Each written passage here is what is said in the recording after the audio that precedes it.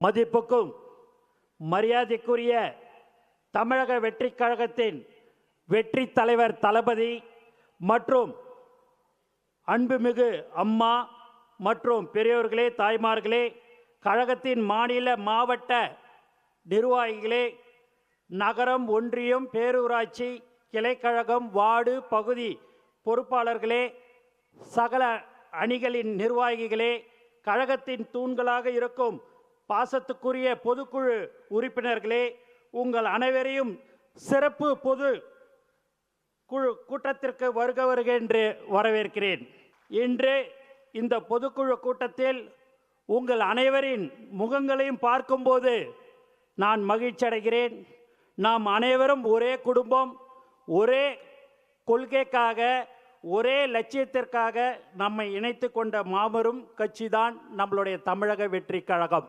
நண்பர்களே, நாம் கடந்து வந்த பாதை சாதாரணமானது அல்ல. எண்ணற்ற சோதனைகளை சந்தித்து வந்திருக்கிறோம். பல தடைகளை தாண்டி வந்திருக்கிறோம். இன்று அரசியலின் மைய புள்ளி நம் தலைவர் தளபதி தான். நமது தமிழக வெற்றி கழகம் துவங்கி 2 வருடம் 9 மாதம் நிறைவடைந்துள்ளது. இந்த கணக்கு நாம் அதிகபூர்வமாக மக்களுக்கு அறிவித்தது.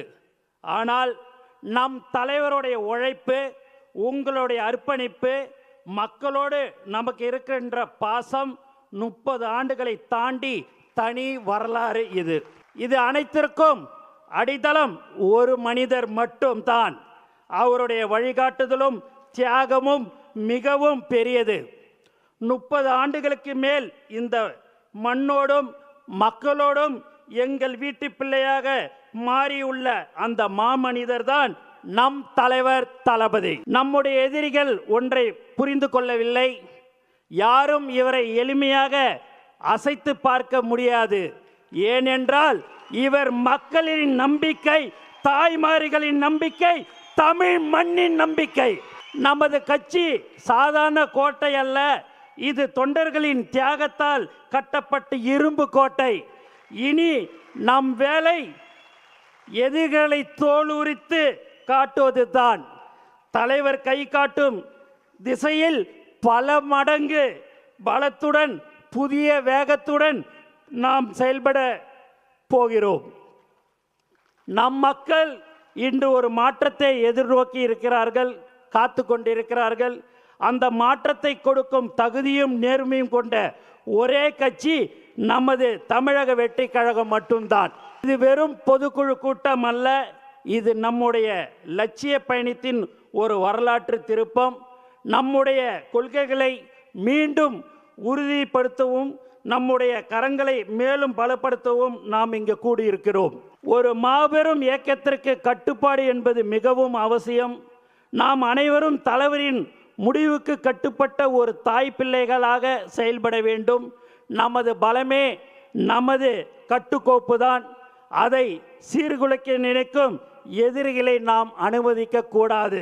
பெரியவர்களை மதித்தும் இளைஞர்களை அரவணைத்தும் நாம் பயணிக்க போகிறோம். இனி ஒரு நொடி கூட நமக்கு ஓய்வில்லை. நாம் ஒவ்வொருக்கும் நம் கிராமங்களுக்கு, நகரங்களுக்கு, வீதிகளுக்கு செல்ல வேண்டும். ஆளும் அதிகாரத்தில் இருப்போரின் அவலங்களை எடுத்துரைக்க வேண்டும். நம் கட்சியின் எதிர்கால திட்டங்களையும் விளக்க வேண்டும். நம் தலைவர் அவர்களை 2026 முதலமைச்சராக அமர்வதற்கு நாம் எல்லோரும் சபதம் ஏற்றுக்கொள்ள வேண்டும். மக்கள் மாற்றத்தை விரும்புகிறார்கள். அந்த மாற்றத்தை கொண்டு வரும் மாபெரும் சக்தியாக நாம் இருக்கிறோம். அதற்கான தொடக்கம்தான் இன்றைய சிறப்பு பொதுக்குழு கூட்டம். வரலாறு நம்மளை வரவேற்கிறது. நான் உங்களை வரவேற்கிறேன். வருக வருக என்று மீண்டும் அனைவரையும் வரவேற்கிறேன். நன்றி, வணக்கம்.